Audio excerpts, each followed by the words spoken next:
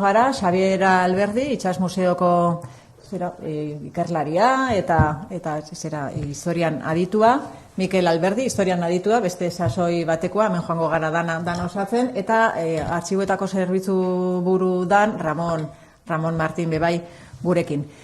Aurra aurkeztuko dugun egitasmoa, berez programa zabal baten oinarrisa edo diseinua edo egitura besterik ez da, eta esan bezala haumen gauzaz simple bat, azaletik hainbat gauza kontauko ditugu, gero urtean zehar sakontzen eta hobeto adierazten eta saiatuko garenak eta kontauko ditugunak. Izan be, guretako ekimen importantzia da hau, nahi dugulako, hau dana batera kontatzerakuan, 1000 urteko honek dakan garrantzisa azpimarratu. Izan ere, kultura eta ondarearen bitxartez, gure memoria, gure historia, azalaratzeko, aurkezteko eta omentzeko eta balorean jartzeko aprobetxatuko dugu prentsaurreko hau, baina honekin batera, orinetik eta etorkizunera begira, dauden baliabide, teknologia eta bestelako aukeren bitxartez, gaur 2025 urtean dauzkagunak, nola aldogun, ezagutzen dugun hori, bizi izan dan hori, bestera batera kontatu, landu, erakutsi eta historiarekiko sensibilizazio eta ezagutza hori zabaldu eta sakondu. Bada aukera bat Gipuzkoa ezagutzeko eta neurri batian Gipuzkoa berriz deskubritzeko bebai, ezta? Hemen Itsas Museoak kontauko dau, zenolako ibilbidea prestatu duen, kostaldetik zehar, eta Zumalakarregi Museoan bertan bebai, zenolako evoluzioa izan duen, gure irudixak, armarrixak eta Gipuzkoa holan modu ofizial edo formalean irudikatzen dugun bestelako eskudo eta simbolo guzti horiek. Ramonek be kontauko dau, oinarte artxibuetan egindako lanak, eta hoiei esker eta hoietan oinarrituta, noraino heldu nahi dugun zientzia, teknologia eta adimen artifiziala erabilitza. Baitza egindako erosketa handi bat bai, horren berri emongo dizuegu, baina esan bezala, horren gaineko informazioa askoz be sakonago eta hobeto zabalduko dugu urtean zehar izango diran bestelako prentsaurreko edo bestela zuen esanetara geratzen garan aparteko informazio, zalantza edo galderetarako. Nera aldetik besterik ez dakit Xabierre jarraitzuko da ben, Mikele? Xabierre, dauka lehenago, ez? 18an, urrengo hastian hasiko geha, beraz? Kaixo, egunon, eta mila esker unea ditzegatikan, eta, Mari Josek aitatu duen bezala, aurten 1000 urten dialata Gipuzkoa lehen aldiz dokumentutan azaldu zanetik, badakizu da hainbat ekimen eta hainbat ekintza antolatu ditu aldundiak, eta aldundian barruan noski aldundiko museuak garenak hor nolabait erantzun bat edo ekarpen bat egitea otu zan bere garaian, eta nolabait Mikel izan dela Zumalakarregiko arduraduna, bea izan da nolabait 1000 urren honen zuzendaritza edo bere gain izan duna, eta berarekin izandako isketaldietan eta erabaki zen, gure parte hartzia izango zela nolabait kostaldeko guaindala 1000 urte inguruko dokumentuetan eta baitare jundaneko urteetan egindako indusketa arkeologikoetan azaldu dien aztarnak biltzen dituen itinerario moduko bat. Eta itinerario bi helburukin, batetikan kulturalki noski gure iragan hori eta gure ondare hori ezagutera eman, ze gauza batzuek bertan darraite eta ikusgai daude. Besteak beste, Itziarko eta Amasanta Junkaleko Ama Birjinak, hainbat eraikuntza ere bai, Amasantalengo erromatar garai ondorengo elizatxoaren aztarnak, han eta hemen topatu dian hilobiratziak, zarautzen, getarrian, eta ikusgai daudenak gainea. Orduan, bazegon horrelako elementu mordoa, bueno, ez dute, agian ederrenetako bat ez, Astigarribiako eliza eta bere bueno, buro alde mozarabe hori ez, Gipuzkoan bakarra dena. Horran, hainbat elementu daude, garai hortakoak, hau da, Gipuzkoaren guendalan 1000 urteko testu inguru horren adierazgarri dianak. Horran, hori guztiak biltzen ditu nolabaiteko ibilbide bat antolatzea pentsatu gendun, kokagune bakoitzaren berri emanaz, arrei buruz daukagun informazioa modu erraz eta eraginkor batean emanaz, edozeinek ulertzeko moduan, eta helburua da, batetik esan deten, hori guztia ezagutera ematea, hori guztia jendeak baloratu dezala, baino baita ere, izan dedilea produkto turistiko bat, hau da, gu bizitatzea datozenek aukera hori izan dezatela, gida horrekin, junditezela Euskal Kostaldean badituzte beste referentzi batzuek, gastronomia dala, surfa dala, paisaia dala, eta baina, beste referentzi bat izan dezatela, baita ere, historiarekin eta ondarearekin lotutakoa. Hori guztia nola bildu dugu? Bildu dugu itinerario hori izango da online aplikazio bat, norberak bere mobiletikan eskuratu ahal izango duna, eta, han eta aratonera junaz, informazioa modu erraz eta eraginkor batean bildu ahal izango du, eta juteko ere, leku bakoitzera juteko bideak eta ere, han izango ditu argibideak. Eta, hoixen da, gure aldetik egingo deguna. Guk berriz Zumalakarregi Museoan beti gure ikuspegia 19. mendean jarria daukagu, eta injustu kasu honetan Gipuzkoak 1000 urte betetze ditu, baina esan daiteke hainbat gauza bezala 19. mendean sendotuz dela, lurraldetasun hori. Alde batetik hori geografikoki osatu egintzelako, 1845 sartuko da Oñati behin betirako Gipuzkoako probintziaren parte izatera, eta baitare esan dezakegu mende honetan egiten dela bai instituzio aldetik eta bai ideologia aldetik ere probintziaren sendotasuna. Hor ditugu, eta guk museoan erakusketa bat proposatu dugu, eta erakusketa horretan ikusiko ditugu batetikan bibliografiaren hainbat elementu, mende honen hasieran ditugu adibidez Iztueta edo Larramendi bera, naiz eta menderdi lehenago idatzia izan 19. mendean izango da argitaratua, eta orduan hasieran leyendakin ere nazten den historia bat aurkituko dugu, eta mende bukaera aldera sendotuko dira Gorosabel, Etxegarai, Zoraluz eta hauek historia positibista bat egingo dute, eta probintziaren ikuspegi zientifikoago bat emango dute. Kartografia ere oso interesgarria da mende honetan, lehen esan dugun bezala Oñati probintzian sartzen delako, baina baita ere lehenengo mapa, probintziaren lehenengo mapa Gipuzkoar batek egina, justu 1836an egingo delako, eta hainbat atlas ere mende honetan egingo dira, eta horiek ere erakutsiko ditugu. Eta gero bukatzeko ikonografia, badaude 3 argitalpen mende honetan album de Gipuzkoa izen hartuko dutenak, eta hoien irudiekin mende hartako gure lurraldearen ikuspegi zabal bat emango dugu.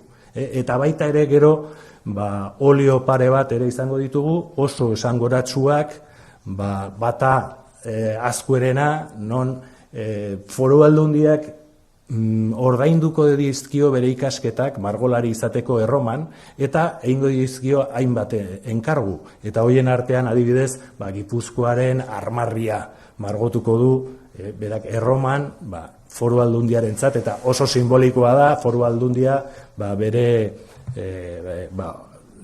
indarra edo adierazteko elementu badelako. Eta beste bat izango da, hemen Jauregian bertan daukagun bidiriera eder bat, Jose Etxenagusiak egin zuen margoa, bidiriera horren oinarri izateko, eta margo hori ere eramango dugu, non hor ikusten dan Alfonso Zortzigarrena Gaztelako erregea Gipuzkoako foruei zin egiten, ez? Eta hori ere simbolikoki oso garrantzitsua izango da, 19. mendean nolapait sendotzen den lurraldetasun horretarako. Eta hori izango da gure aportazioak. Bai. Artxiboen aldetik ere, artxiboen aldetik ere, aurten oso garbi izan genuen orain ja 2 urte, 1000 urteko hau ospatzea gindoazela jakinda, aukera bat bezala, ez. Azken finean, efemeride honen abiapuntua dokumentu bada, dokumentu idatzi bat. Hau da, artxiboetan dauden testigantzaren lekuko bat, ez? Eta hortan, artxiboetan urteak eta belaunaldiak daramazkigu lan egiten dokumentu horiekin. Orduan, garbi genukan aurtengo urtea aukera polita izan. Aukera polita izango zala. Orduan, hortan artxiboek protagonismo apur bat gehiago hartu nahi dugu, eta horretarako urteetan zehar lan egiten duguna areagotu besterik ez dugu egin behar. Gure lana 3 ardatzetan nolabait definitu dezakegu, alde batetikan dokumentuak jaso, hau da, bilduma edo ondarea den bilduma hori aberaztu, bestetik dokumentuetan dagoen informazioa landu errestu alizateko konsulta hori, identifikazio hori, lokalizazio hori, eta azkenik, bai gizarteari eta batez ere interesatuei informazio hori zabaldu eta hurbildu alizateko. 3 lerro horietan, lehenbizikoan funtzan jasoketan lanetan urtero egiten dugunen artean, aurten bereziki funtz baten erosketa Gipuzkoako Foru Aldundiak esfortzu desente bat egin du funtza bat erosteko, Laurgaingo etxeko dorrearen funtza erosteko, funtza horrek Gipuzkoan familia esanguratsu batzuk sortutako dokumentuaz bilduta dago, osatuta dago, gainera Gipuzkoa osoa dago islatuta, bai Goierri aldeko Segura, Legazpi, Usurbil, Aia, Zarautz eta Donosti, gainera Donostiko kasuan galdutako dokumentu askoren artean, ze Donostiko drama izan da 19. mendean dokumentazio guztia galdu zala, Donostiako dokumentuak izan alizea, testigantzak alinzatea, alako zerbait berezia da. Orduan, artxibo pribatu honek funtz oso aberatzak ditu hori dana jarraitzeko, eta batez ere ezaguna da Juan Sebastian Elkanoren artxibo pribatuaren aztarnak gelditzen diren 9 dokumentuak hor bilduta daudela. Orduan, Ipuzkoaren atzean eta aitzaki horrekin esfortzu handia eginda funtsa hori gure ganatzeko eta danon eskura ipintzeko. Bigarren lerroan, dijoa, informazioa zabaldu alizateko instrumentuak jendearen eskura ipintzea. Eta horretarako adimen artifizialarekin ari gea lan egiten azkeneko 2 urtetan. Azkeneko urte bat eta erditan Universidad Politécnica de Valentzian sortutako startup batekin lanean ari gera, automatikoki dokumentu zaharrek irakurtzeko ideiarekin. Automatikoki transkribitzeko eta automatikoki irakurri alizateko.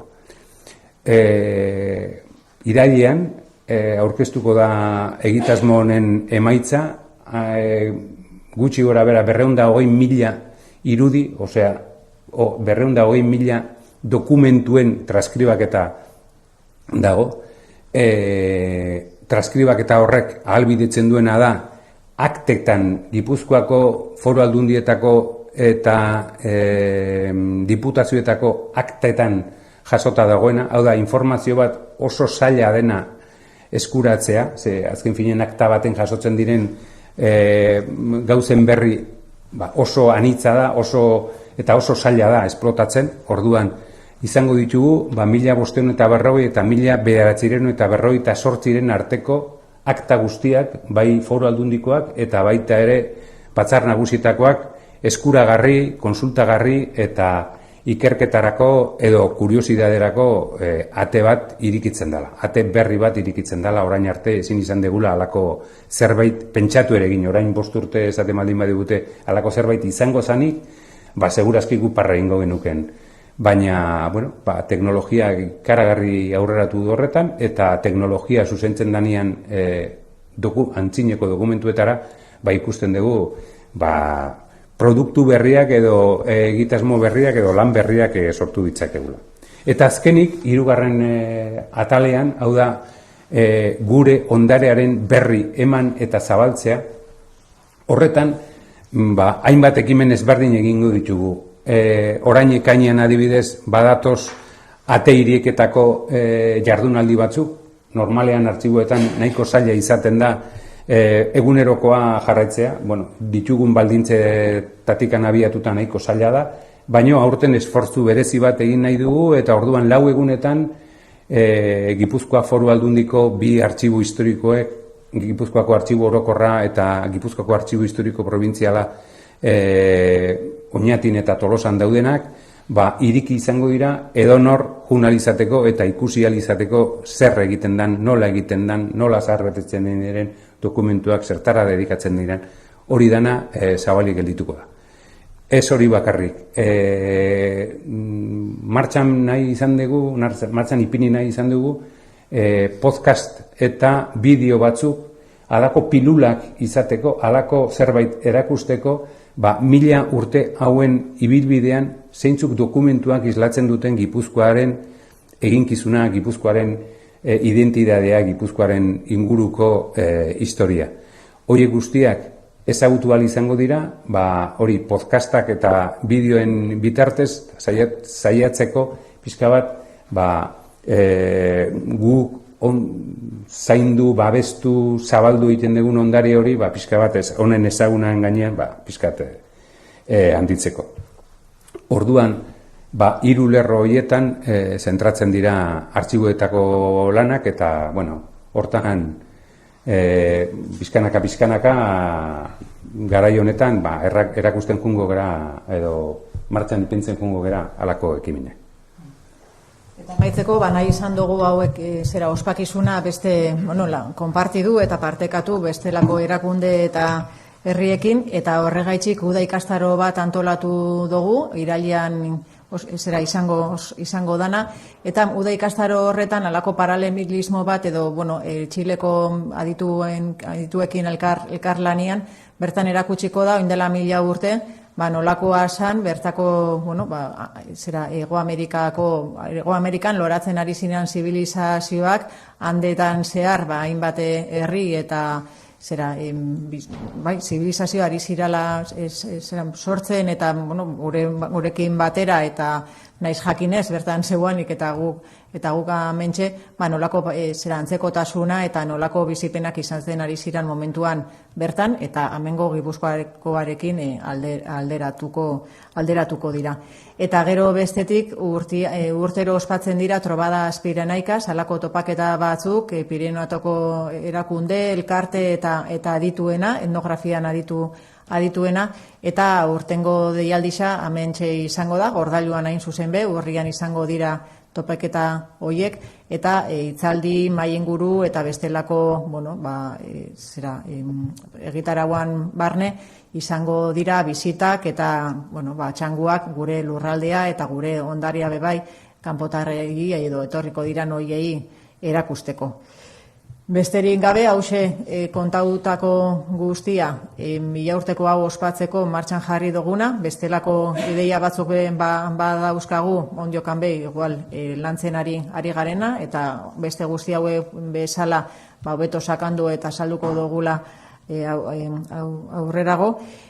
Eta nahi genduan aprobetxatu hause eguna bebai beste ondarea orain, zera kontatzeko, badakizue ondarea orain badala beste programa bat urtero ondarea zerbitzutik zera eskaintzen dana, zabaltzen dana, Santa Teresan ari gara, astelenero ospatzen, maiatzeko lau aste hauetan zehar, eta asteleneko zera saioa inzuzen be izango da itxaspeko arkeologiari buruz. Eta bertan, izandako azken aurkikuntzen berri emongo du Mertxe Urteagak, ondare zerbitzuko arkeologak, Asier Arrezerekin batera. Tartian, ondarretako pesioarena, Bidasoan izandako bestelako aurkikuntza batzuk, Pasaiako badian, eta maiatzeko azkenengo astelenian, bertsolaritzari ondarin materialari eskainiko detzagu, zera saioa, eta bertan bertsolaritza, jaurlaritzak ondarin materiala zera izendatu duela, hori bertsozale elkartearekin batera izango den saio horretan kontauko dute nolakoa izan den prozesua, zera aitorpen hori lortzeko, eta halako ospakizun bat bebai izango da, bertan Beñat Gaztelumendi eta Maialen Lujanbio bertsolaritzak gurekin izango dirala. Eta azkenengo kontua, maiatzaren 18an museotako eguna ospatuko dala, eta urtero bezala bebai, baina kasu honetan indar eta gogoa ondizagorekin, asteburuan hainbat ekitaldi izango direla Gipuzkoako museotan. Eta Mentxe Xabier eta Mikel dauzela aprobetxatuta, igual zuek kontauko duzue Itxas Museoan.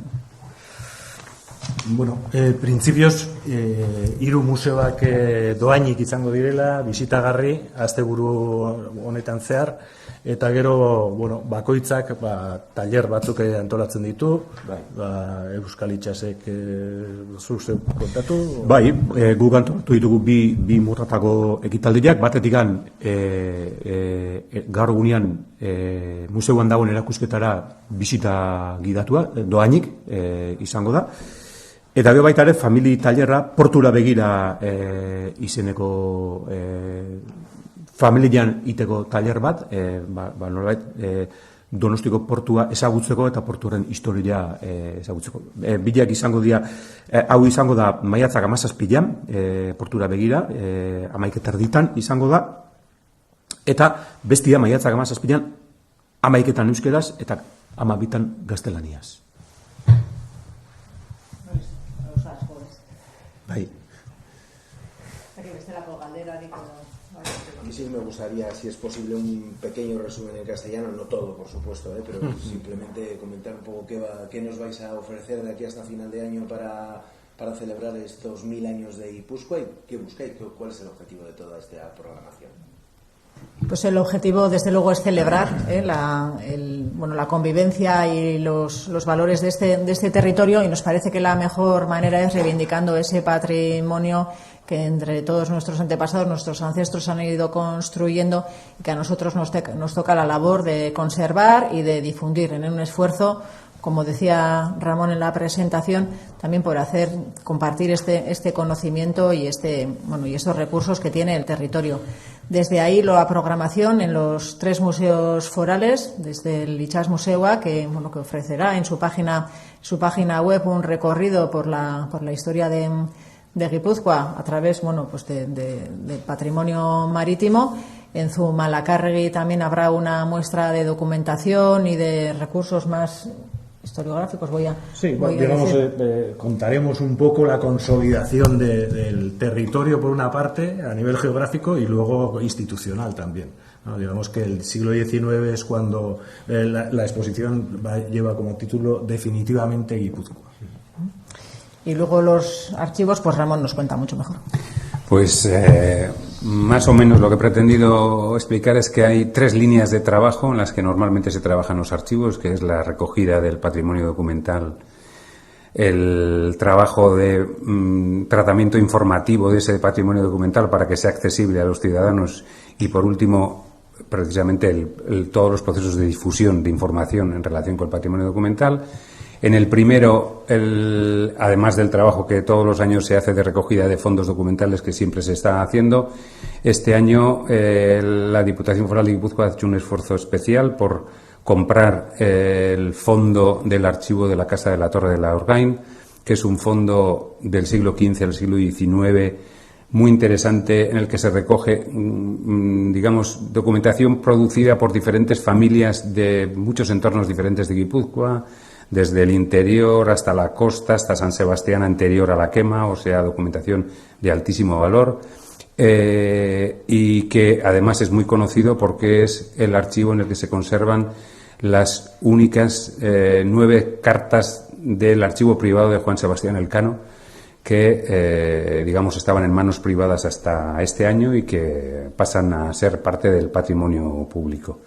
En segundo lugar, en el área de tratamiento de la información, llevamos año y medio trabajando en un proyecto de utilización de la inteligencia artificial para la lectura de manuscritos producidos entre el siglo XVI y comienzos del siglo XIX, del siglo XX, de Guipúzcoa, en concreto de los manuscritos de las actas originales de juntas y diputaciones de Guipúzcoa, que son el eje de gobierno de toda la provincia y que están repletas de noticias informativas que eran muy difíciles de explotar porque exigían la lectura de miles y miles de documentos. Para hacernos a la idea, se han digitalizado 220.000 documentos que se han pasado por esa inteligencia artificial para transcribir, para interpretar los textos que tienen.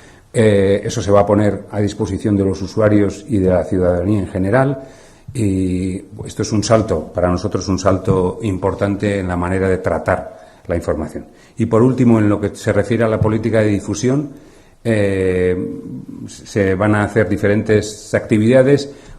Por de pronto, ahora en junio, durante 4 días se van a mantener los archivos abiertos con unas jornadas de puertas abiertas para que los ciudadanos puedan conocer esos documentos de estos 1000 años de recorrido, que son los que representan la historia de Guipúzcoa. No estamos celebrando exclusivamente el hecho de que en 1025 hubo un documento, sino que durante 1000 años este recorrido ha dejado muchos testimonios. Esos testimonios están en los archivos y esos testimonios están en manos de los ciudadanos porque es patrimonio público.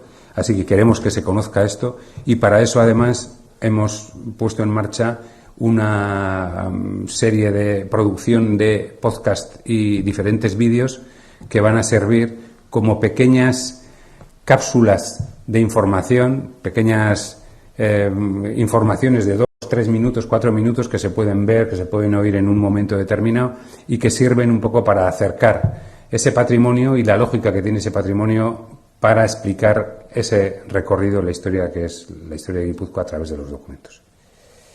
Y creo que Ramón, de esos recursos, de la veracidad de esas fuentes, de la originalidad y la autenticidad de esas fuentes, lo mismo en las muestras que comentaban Miquel y Xavier, y desde luego la voluntad de este Departamento de Cultura es acercar ese patrimonio a la ciudadanía, pero también a partir de ese conocimiento pues fomentar ese pensamiento crítico y esa curiosidad que entre todos pues queremos impulsar en las nuevas generaciones y en los que tampoco somos ya tan jóvenes.